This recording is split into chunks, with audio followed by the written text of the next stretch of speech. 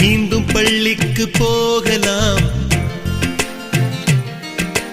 நம்மை நாம் அங்கே தேடலாம். ஸ்லேட்டு குச்சி கடன் வாங்கலாம், ஸ்லேட்டில் பேரெழுதி பார்க்கலாம்.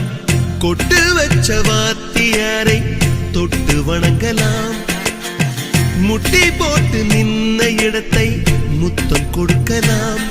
பள்ளிக்கூடத்தில் சொன்ன பாடத்தில் இந்த உலகத்தை நாம் அறிந்தோம். அன்னை மடியென நம்மை தாங்கிய இந்த பள்ளியை ஏன் மறந்தோம்?